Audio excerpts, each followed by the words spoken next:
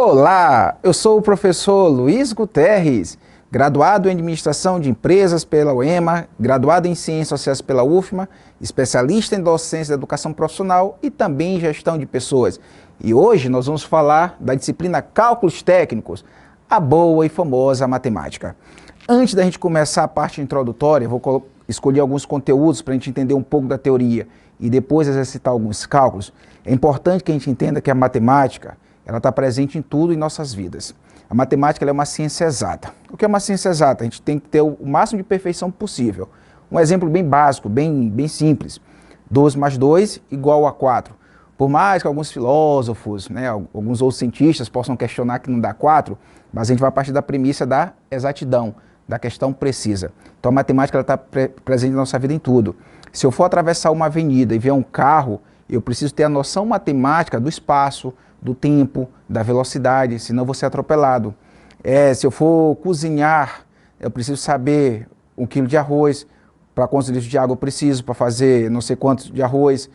Se eu vou fazer um churrasco, eu vou comprar sal, eu preciso saber o que é 1 quilo de carne, o que é 1 quilo de sal. Então, principalmente, quando eu vou receber meu dinheiro, meu salário, eu tenho contas a pagar, se eu não souber somar, subtrair. Então a matemática está presente em tudo nas nossas vidas, no tempo que eu tenho que chegar em um determinado local, eu tenho essa noção de números, então não tem para onde a gente correr. Só que a gente sabe que desde a nossa origem, enquanto estudante, a gente nunca gostou muito da matemática, porque até por alguns professores passam a ideia de que é muito difícil, é muito complicado, mas uma vez que você entende a matemática, você não esquece mais, porque ela é um processo lógico, por isso que o nome é ciência exata, porque não tem como fugir daquele contexto, diferente, por exemplo, da filosofia, da sociologia e de outras áreas que você pode questionar, fazer levantamentos, discussões. A matemática é algo mais preciso, mas ela é fundamental hoje na nossa formação.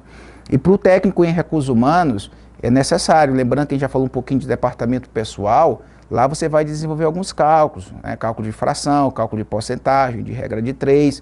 Então você tem que ter essa noção matemática, por mais que você tenha hoje a calculadora, os programas, mas não tem para onde você fugir, tá certo? Então vamos lá. A importância da matemática, ratificando um pouquinho e reforçando o que eu falei há pouco. A matemática é de extrema importância para o desenvolvimento da sociedade em todas as áreas de conhecimento. Através do uso da matemática podemos resolver diversos problemas, desde como mandar o homem à lua até problemas simples, como por exemplo contar moedas. Quem que nunca se perdeu a contar moedas?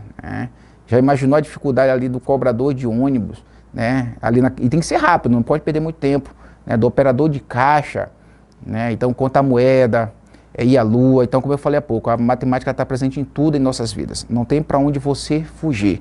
O que você precisa entender é que a matemática, muitas das vezes, por mais que ela seja exata, ela não é decoreba, você precisa entender o raciocínio. Por exemplo, você vai fazer uma questão, respondeu lá, letra A, beleza, professor, acertei lá a questão letra A, letra B, é na mesma formato? Não, tem que entender, tem que saber interpretar a questão da matemática. Não é simplesmente decoreba. Por mais que eu diga que é uma ciência exata, mas eu não posso chamá-la de decoreba. Por isso que muitos alunos, muitos estudantes se perdem na matemática por isso, por achar que é simplesmente também, por ser uma ciência exata, que é decoreba, é diferente. Você tem que saber interpretar as questões. Então a matemática está presente em tudo em nossas vidas, como eu falei há pouco. O primeiro conteúdo que eu quero trazer para vocês é um conteúdo ali que a gente estuda 5º ano, 6º ano, na minha época era série, que são as medidas. Como o próprio nome diz, medidas, ideia de medir. Eu tenho várias medidas, mas a gente vai entender as 3 medidas principais hoje que existem no estudo da matemática, que tipo de medidas? Medidas de comprimento, de massa e de volume. Daqui a pouquinho nós vamos fazer alguns exemplos, mas a ideia é essa. Se eu vou comprar carne, 1 quilo de carne, 2 quilos de carne, professor, mas não é, o cara disse que lá que não é quilo, que ele quer grama, aí eu tenho que ter uma noção. Transformar gramas em quilo. Professor, o senhor falou em volume não é litro, 1 litro, 2 litros, mas lá eu cheguei, lá o cara falou em mililitro, o que é isso? Então a gente vai entender aqui quando a gente for fazer as questões. Então medidas é isso, a ideia de medir, de mensurar. Então eu posso mensurar volume, comprimento e massa, questão de quilo. Professor Luiz Guterres, eu peso a quanto? Aí eu vou falar, peso não sei quantos quilogramas, mas alguém pode falar em gramas, questão de comprimento. Professor, outro dia eu vi um termo chamado hectômetro. O que é hectômetro? Também é uma medida de comprimento. Você tem o metro, o quilômetro, o decâmetro, o milímetro, mas você também tem outros termos que são poucos usados. Então isso são as medidas, tá? Então a gente vai ajudar um pouquinho essa questão dessas medidas. Grandezas proporcionais, são as famosas regras de 3. né? E aí vocês sabem que tem as regras de três simples e compostas, né? Meios por extremos. E eu só quero que a gente possa entender, quando a gente fala de grandezas proporcionais, que as grandezas elas podem ser diretas ou inversamente proporcionais. O que são grandezas diretamente proporcionais? São aquelas grandezas que elas vão seguir a mesma direção, as duas vão aumentar ou as duas vão diminuir. Eu costumo dar um macete para os meus alunos que na leitura da questão eu consigo entender se é direta ou inversamente. Se na minha fala eu falar mais isso, mais aquilo, é a mesma direção. Agora se eu falo mais e menos, dá uma ideia de adversidade. Então ela vai ser o quê? Inversamente proporcional. E é importante entender que quando a grandeza é inversamente proporcional, a dica que eu dou para quem está ainda se acostumando com matemática, arma como ler e depois você troca a segunda coluna. A gente vai fazer um exemplozinho ali e vocês vão poder entender melhor. Então as grandezas são isso, são as famosas regras de três, né? São comparativos, né? Se aumenta, aumenta, se aumenta e diminui. É muito importante, ratifico, reforço, entender se essas grandezas são diretas ou inversamente proporcionais. Juros simples. Né? Luiz Guterres, juros? O que é juros? Simples. Vou dar uma ilustração muito básica. Você vai a um banco, pede emprestado R$1.000. O banco chega e diz, Luiz Guterres, você vai ter que me pagar 1.200. O que eu vou pagar mais? R$200. Então juros é tudo aquilo que eu vou pagar mais em relação ao capital inicial. E aí existe uma formulazinha para a gente poder estudar juros. J de juros é igual a C de capital inicial, vezes I de taxa, vezes T de tempo, dividido por 100. Vou ilustrar essa fórmula lá para vocês daqui a pouco. Então juros é tudo aquilo que vai ser acrescido de um capital inicial. Você vai comprar um carro à vista de um valor. Normalmente você não tem condições de comprar um carro à vista. Aí você dá uma entrada e parcela em não sei quantos meses. E aí quando você vai somar, você vai pagar um valor muito mais alto que o valor à vista. Esse valor total que eu pago, eu vou chamar de montante. Então o que seria o montante? Seria o capital inicial, que é o valor sem juros, mais os juros. Então os juros é tudo isso que paga a mais. Hoje qual é o grande desafio das pessoas? Não atrasarem suas contas. Hoje, com o advento do cartão de crédito, existe a possibilidade muito grande de você parcelar sem juros.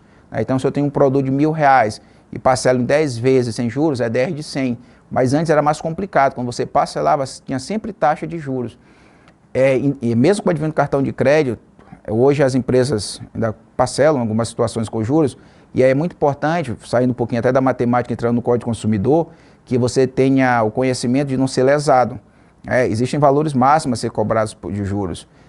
Na questão por mês, hoje o valor máximo que uma empresa pode cobrar de juros é 9,99. Mas imagine você parcelar algo em 4 anos, pagando por mês 9,99 de juros. Olha quanto é que vai dar no final do processo. Vai ser um juros altíssimo. Então a questão de juros é exatamente isso. É o que você vai pagar mais em relação ao capital inicial. Normalmente as pessoas utilizam em financiamentos. Porcentagem. Isso aqui é bem simples, gente. O que é porcentagem? Algo dividido por 100. Quero dar uma dica fundamental. Só tenho porcentagem se o meu denominador for 100. O que é denominador? É a parte de baixo de uma fração. Lembrando que numa fração eu tenho o numerador, que é a parte de cima, e o denominador, que é a parte de baixo. Professor, mas eu tenho lá uma fração com o número 10 embaixo, o denominador 10. Eu posso dizer que já é transformar em porcentagem? Não. Eu tenho que transformar o 10 em 100. Eu só vou ter porcentagem se o meu denominador for 100. Enquanto o meu denominador não for 100, eu não tenho porcentagem. Então eu trago aqui até uma ideia para vocês poderem compreender. Para calcular a porcentagem de um valor, multiplique a porcentagem que você está procurando pelo próprio valor. Por exemplo, se você quer calcular 35% de 500, multiplique 35 por 500, fazendo isso você obtém um valor de 35 vezes 500, 17.500. E no final divide por 100. Lembra? Ah, professor, eu já ouvi isso lá atrás. 35% de alguma coisa. O de, na matemática, significa multiplicação. Perfeito. Então, se eu tenho 35% de 500, é 35 vezes 500 dividido por 100. Eu vou sempre dividir por 100. Se eu não dividir por 100, eu não tenho porcentagem. Tá bom? Então, eu multiplico e depois divido por 100. Lembrando, por na matemática significa divisão e o de na matemática significa multiplicação. E aí, por fim, o nosso último conteúdo é probabilidade. Quem que nunca imaginou isso, fazer um joguinho na loteria, hein?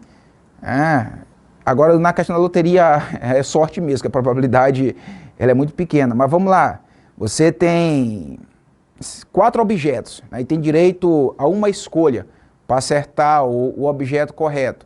Ou seja, em 4 tentativas tu pode uma, ou seja, tu tem uma chance em cada 4. Né? Se a gente for fazer isso por porcentagem é 25, né? Que 25 mais 25 mais 25 mais 25 dá 100.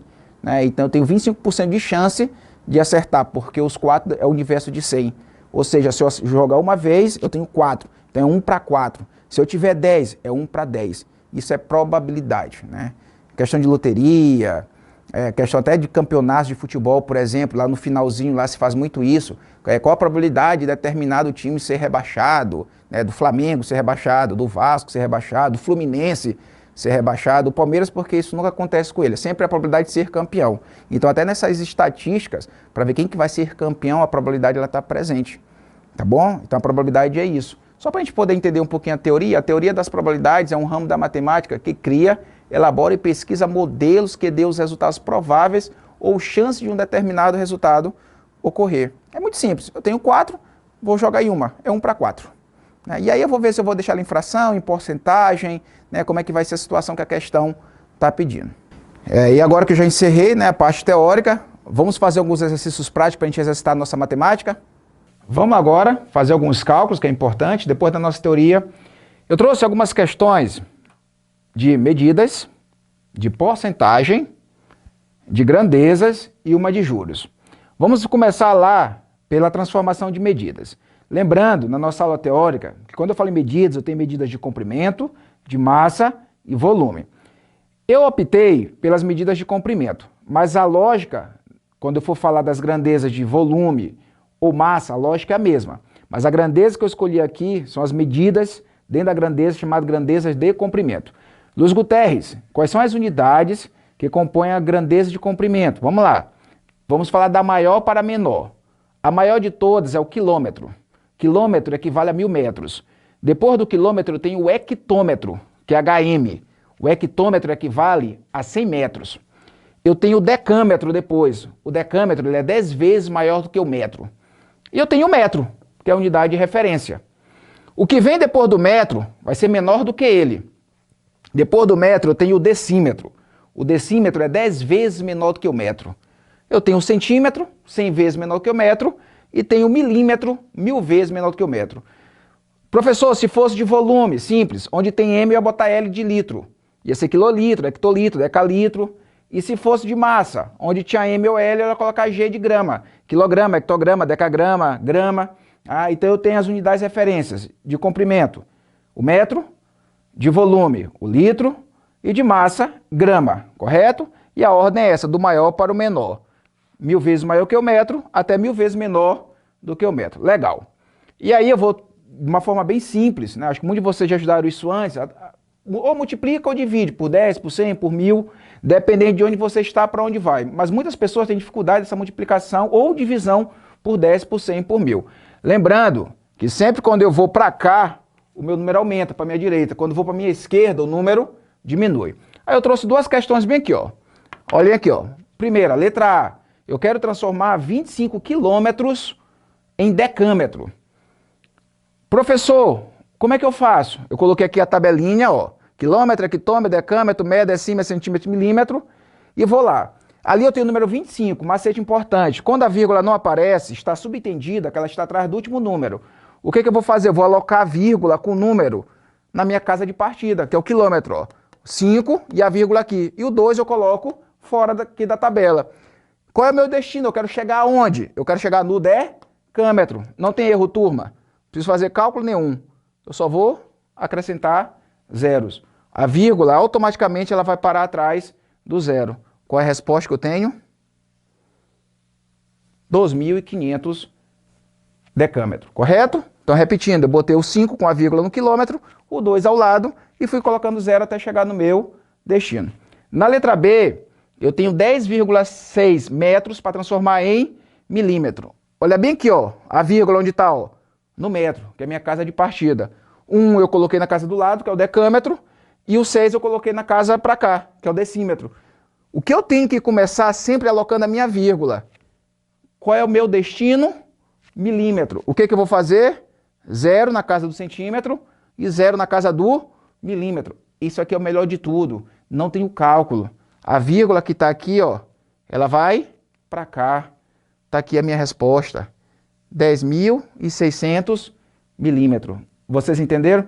Professor, mas se na casa já tiver número, obviamente você não vai colocar zero, só vai fazer a transposição da vírgula, correto? Então não tem erro, é um macete muito importante.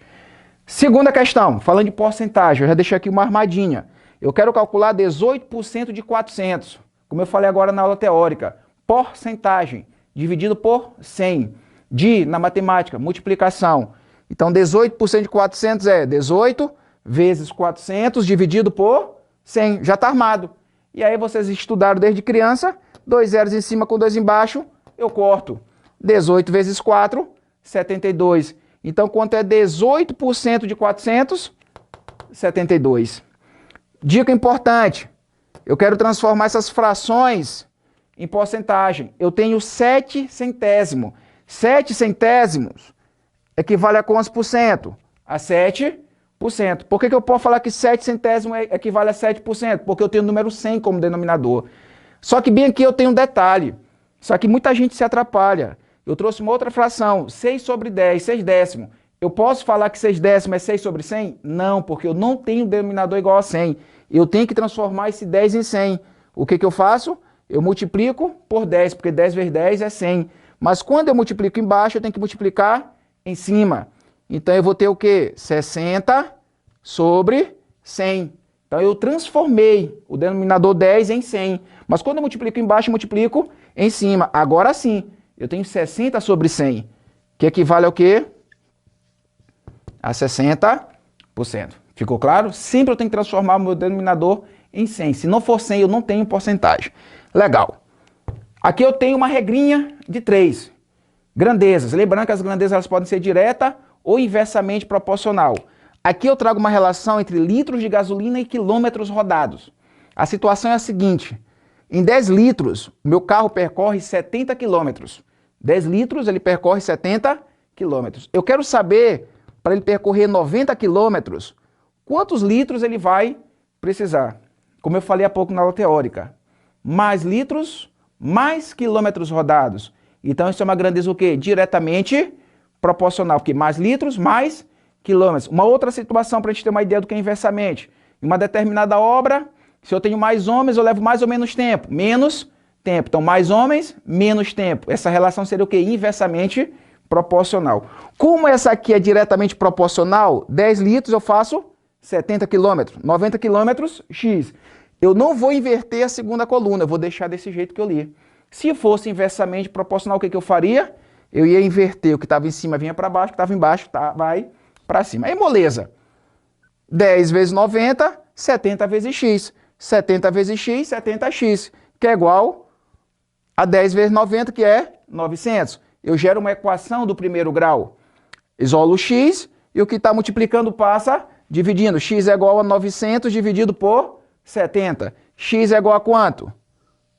A 12,85. Então, foi claro? 10 litros, 70 quilômetros. 90 quilômetros, x. Como é uma grandeza diretamente proporcional, eu não inverto. Eu já vou logo direto. 70 vezes x, 70x igual a 900. Isolo x, 900 dividido por 70. Final, 12,85.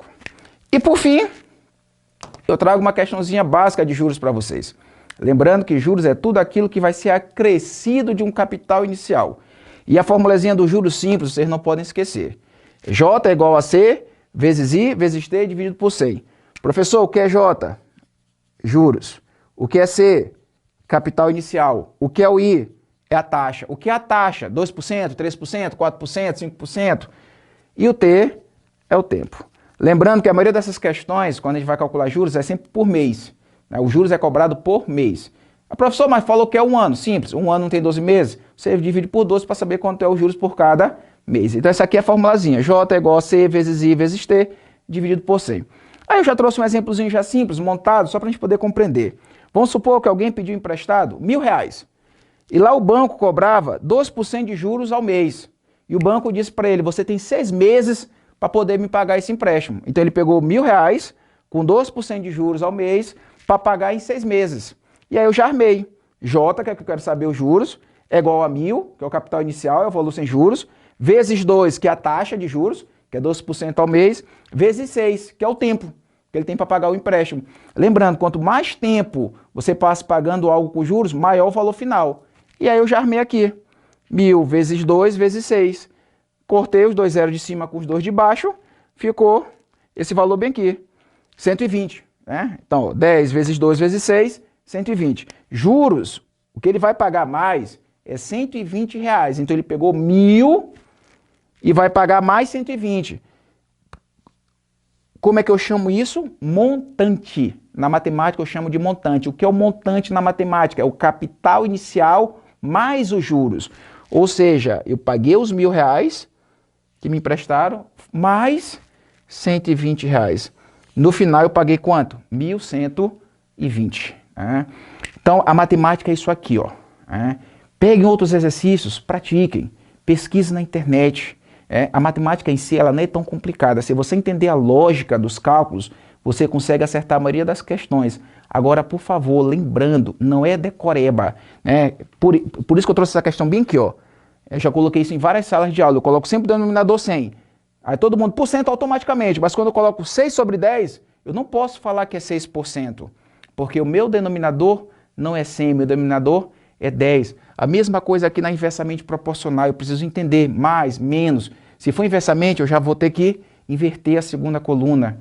Então pratique. É que a matemática ela vai estar presente em todos os estudos de vocês. Meu muito obrigado.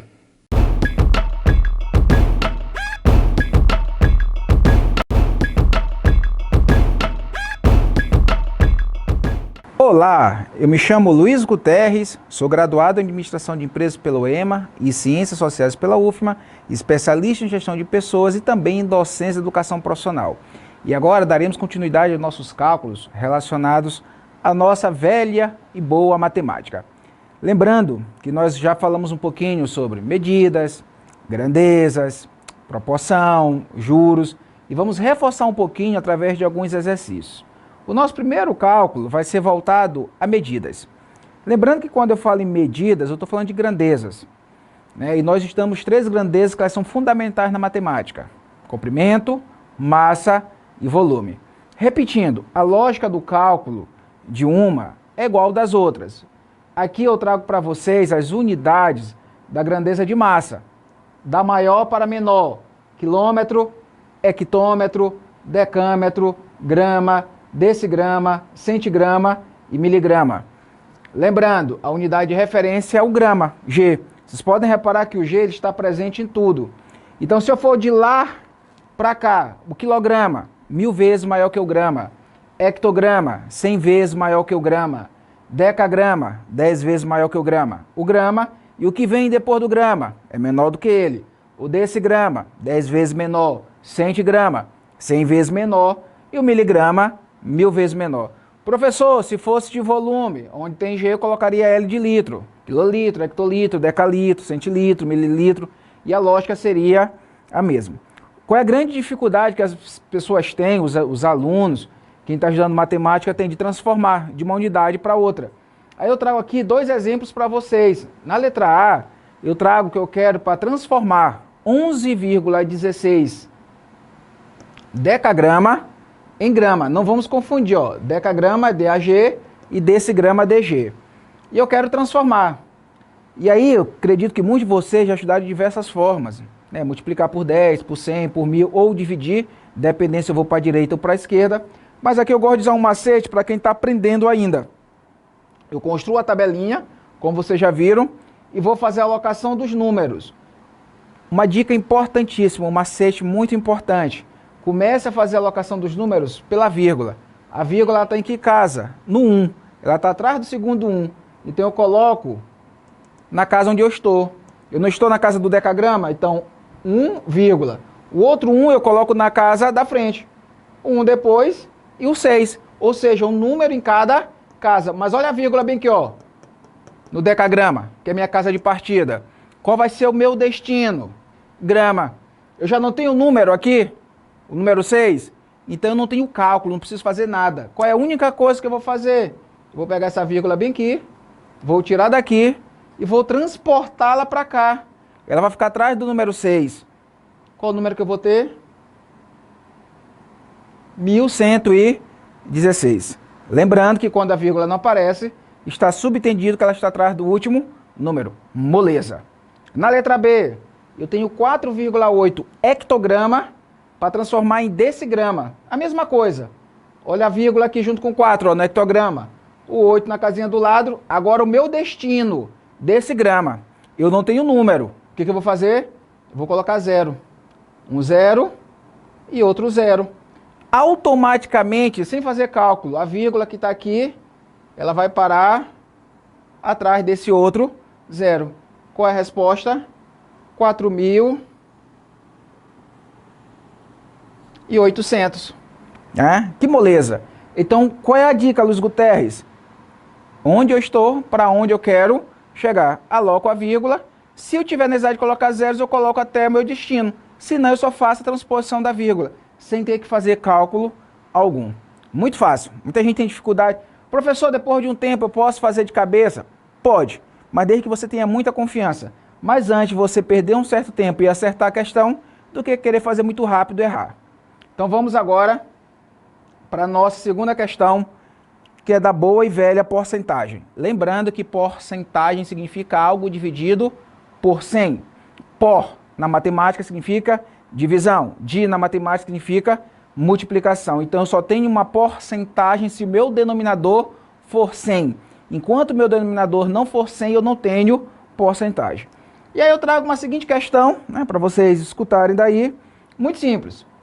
Vamos supor que uma determinada mulher vai comprar um vestido. E esse vestido, ele custa à vista, sem desconto, R$150. E aí ela vai lá, chora um pouquinho, conversa lá com o gerente, e o gerente dá 30% de desconto para ela nessa compra à vista. E aí ela pergunta, por quanto vai sair? Simples. O que eu tenho que fazer primeiro? Saber quanto é 30% de 150. Como é que eu descubro? 30 vezes 150 dividido por 100. Ó. 30% de 150. 30 vezes 150 dividido por 100. Tira um zero de cima, com o de baixo, resta 450 dividido por 10, que é igual a quanto? 45. R$45 é o desconto que ela vai ter. É o desconto que ela vai ter. E aí, quanto é que ela vai pagar nesse vestido? 150, que é o valor inicial, menos o desconto, que é 45. Ela vai pagar apenas R$105 nesse vestido. Então não tem erro, gente. Porcentagem, para mim, é um dos cálculos mais simples que tem na matemática. É você multiplicar, dividir por 10, por 100, por 1000. É só ver a questão de zero e transporte de vírgulas. Lembrando, esquerda, direita. Para um lado aumenta, para o outro lado vai diminuir. Então, foi claro? Então, eu peguei aqui os 45, que é o desconto, e tirei dos 150. Ela vai pagar apenas R$105. Terceira questão. Regra de 3, as famosas grandezas. Lembrando que essas grandezas, quando a gente fala em regra de 3, eu estou falando das regras de 3 simples, elas podem ser direta ou inversamente proporcionais. Luiz Guterres, o que é uma grandeza diretamente proporcional? É quando as duas vão seguir a mesma direção. As duas vão aumentar ou as duas vão diminuir. E o que seria grandeza inversamente proporcional? Pela lógica, vai ser direções contrárias. Uma vai aumentar e a outra vai diminuir. É muito importante, sempre que você pegar uma questãozinha dessa de regra de 3, fazer a leitura, fazer a interpretação se é direta ou inversamente proporcional, porque isso vai afetar diretamente seu cálculo. Mas eu garanto para vocês, se você estiver concentrado na questão, na forma mais óbvia você vai entender, nossa, não tem como isso aqui ser maior do que isso, porque eu estou gastando mais, eu estou gastando menos. Então é só ter a concentração que você vai conseguir fazer o entendimento da questão. Então vamos para essa seguinte situação que eu trago para vocês. Vamos imaginar uma obra, E aí nessa obra, inicialmente, tinham 16 homens trabalhando. E aí se estimava que em 10 dias, esses 16 homens iriam terminar essa obra.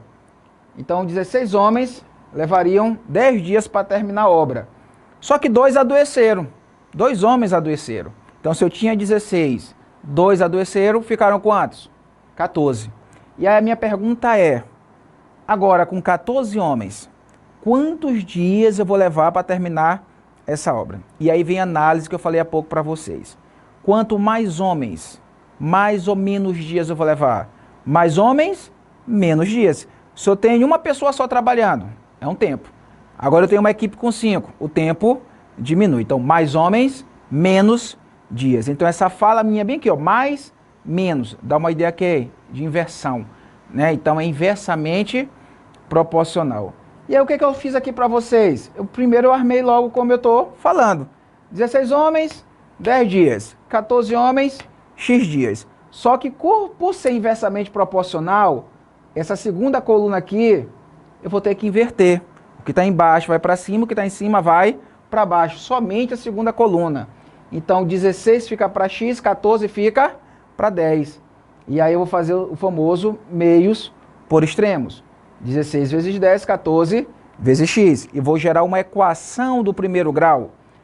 14 vezes X, 14X, que é igual a 16 vezes 10, 160. Então eu tenho 14X igual a 160. Vou isolar a incógnita X e vai me gerar uma equação do primeiro grau. O 14 que está multiplicando com o X vai passar dividindo. Então X vai ser igual a 160 dividido por 14. Que aí vocês podem olhar que vai dar um valor de 11,42. Não existe 11 homens e 42. Então, aproximadamente 12 homens. Então, repetindo, 16 homens levariam 10 dias para acabar essa obra. 2 adoeceram, ficaram quantos? 14. Quanto mais homens, menos dia, inversamente. Então, eu armei, como eu estou lendo, só que aí eu tive que inverter. Por que eu tive que inverter? Porque é inversamente proporcional. Então, ficou 16 para X, 14 por 10. Mês por extremo, gerou uma equaçãozinha do primeiro grau, 14x igual a 160, isolei o x e depois fiz a divisão. Deu 11,42, não há, né, homens com essa numeração, aproximadamente 12 homens. Ficou claro essa questão? É muito simples. Você precisa sempre que fazer um cálculozinho de regra de 3, fazer esse entendimento. Se é direto ou inversamente proporcional. Eu digo até que seria inadmissível você perder uma questão até considerada boba no seletivo, no concurso, por falta de concentração. Então vamos agora para nossa questão de juros. Voltando ao conceito de juros. É muito importante, a gente sabe que a matemática ela é recheada de cálculos, de exercícios práticos. Mas se eu não entender a teoria, eu vou ter complicações lá no cálculo. O que é juros? O que significa juros? Juros é tudo aquilo que eu vou pagar a mais em cima de um capital inicial. Então, se eu vou pedir um dinheiro emprestado, R$500 emprestado, e aí alguém que vai me emprestar diz, olha, Luiz Guterres, eu vou te emprestar 500, mas você vai ter que me pagar 600. Os juros não é de 600, os juros é de R$100. A pessoa me deu 500, eu vou ter que pagar 600, ou seja, eu vou pagar R$100 a mais. Isso é juros. Você vai financiar um carro, vai financiar uma moto, o valor à vista é 1. E aí eu acredito que muitos de vocês que já fizeram alguns tipos de financiamento, já repararam que quanto maior o prazo você passa pagando determinado produto, um carro, uma moto, o valor final, o montante final, ele vai crescer. Então se você pega algo e faz em 11 meses, o valor final é 1. Se de repente você faz em 36 meses, esse valor é muito maior. E aí eu quero dar uma dica, saindo até um pouco da matemática, não confundir financiamento com parcelamento de crediário. Eu vou comprar uma geladeira e vai ser parcelado 10 vezes. Aí é 10 vezes sem juros, normalmente, no cartão de crédito. Quando a gente fala em financiamento, é algo que tu vai financiar, um carro, uma moto, uma casa, mas se você não pagar, você não arcar, você perde esse bem. Tanto é que na contabilidade é uma diferença muito grande entre ter propriedade e ter posse. Enquanto eu não acabar de pagar aquele bem financiado, eu tenho a posse dele, mas não tenho a propriedade. E aí, normalmente, você, como a maioria das pessoas não tem condições de comprar um carro à vista, compra financiado, aí você vê a questão dos juros. Então é muito importante, quando você for financiar algo, dar um valor de entrada, não financiar um valor tão grande, encurtar esse prazo. A gente vai dar um exemplo agora, vocês vão ver que quando o prazo é muito longo, o montante final ele é maior. Mas querendo ou não, os juros ele vai estar presente nas nossas vidas. E aí tem uma formulazinha para calcular juros, que é J é igual a C vezes I vezes T. O que é o J? Relembrando, J é o próprio juros. O C é o capital inicial, é o valor sem os juros. O I é a taxa, 2% ao mês, 3% ao mês, 4% ao mês, 5% ao mês. E o T é o tempo. Normalmente esses cálculos, o tempo, ele é em meses. Então, se eu encontrar lá uma questão, 1 ano e 6 meses, eu vou transformar tudo para meses. 1 ano e 6 meses, 1 ano e 12 meses, com mais 6, 18. Então, eu vou ter 18 meses. Tudo isso dividido por 100. É só você entender na questão o que é cada um. Professor, eu vou ter que sempre descobrir J? Não. Às vezes a questão pede para você descobrir C, ou I, ou T. E aí lembrando que eu também tenho, que a gente vai falar daqui a pouco, o montante. O que é o montante? É o capital inicial mais os juros. Então vamos à questão. Na seguinte situação eu trago para vocês alguém, né, que foi pedir emprestado, financiar um bem, que no valor inicial, o valor do capital inicial custava 10 mil. Ele pegou 10 mil sem juros. E aí a pessoa deu um prazo para ele para pagar em 10 meses, onde a taxa de juros era de 5%. Então vamos lá, 10 mil, 5% de juros ao mês, para se pagar em 10 meses. Aí eu vou fazer a substituição. O C, 10 mil, a taxa de juros 5 e o tempo é pagar 10. Tudo isso dividido por 100. E aí, sempre é bom ter umas questões dessas, né, onde já posso eliminar os zeros. Vou cortar 2 zeros de cima com 2 de baixo. Vai sobrar 100 vezes 5 vezes 10, que vai dar 5 mil. 5 mil é o valor de J, é os juros. É o que ele vai pagar a mais. Professor, se ele vai pagar mais 5 mil, ele vai pagar o quê? 10 mil mais 5 mil. Ele não vai pagar o todo 5 mil. Então, 10 mil é o capital inicial, mais 5 mil, que é os juros. Quanto é o montante dele? 15 mil. Então, ele vai pagar 15 mil de juros. 15 mil ao todo, perdão. 15 mil ao todo, somente 5 mil de juros. Essa parte da matemática, que nós chamamos aqui de cálculos técnicos, é a famosa matemática comercial, que ela é importante para o desenvolvimento desses cursos técnicos, técnico em RH, técnico em logística, técnico em marketing, né, para quem realmente quer de fato trabalhar. E garanto para vocês, não desmerecendo o resto da matemática, a matemática em si ela tem uma amplitude muito grande, mas é fundamental hoje para você trabalhar nessas áreas. Como eu falei em aulas anteriores, a matemática está presente em tudo. Eu vou receber meu salário, se eu não tiver noção matemática, eu vou pagar algo errado, não vou calcular o meu orçamento de forma correta. Se eu for atravessar uma avenida via um carro, se eu não tiver uma noção matemática, eu vou ser atropelado.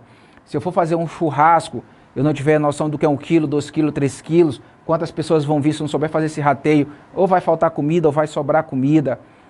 Então a matemática está presente em tudo em nossas vidas. Então a matemática ela é extremamente importante. Não somente o que nós estudamos nessas aulas, mas no geral é importante. Mas basicamente o que nós chamamos de matemática comercial ou matemática financeira, ela vai estar muito presente nesse teu dia a dia de trabalho. Então tem que ter essa noção de medidas, de porcentagem, de regra de 3, de grandezas, de probabilidade, do que nós já estudamos um pouquinho. Então eu quero deixar esse meu recado para vocês em relação à parte da matemática. E outra coisa, se você exercitar, se você praticar, você vai ver que com o tempo ela não é tão complexa como se pensa. Agora a matemática ela não é só fazer cálculo, como eu já venho falando para vocês, tem que saber ler a questão, interpretar, entender o que se pede na questão. E assim, naturalmente, se você começar a gostar, ninguém te segura mais. Então eu termino aqui a minha parte dos cálculos técnicos, acompanhar nossas aulas, estudar, que o conhecimento faz toda a diferença. Muito obrigado.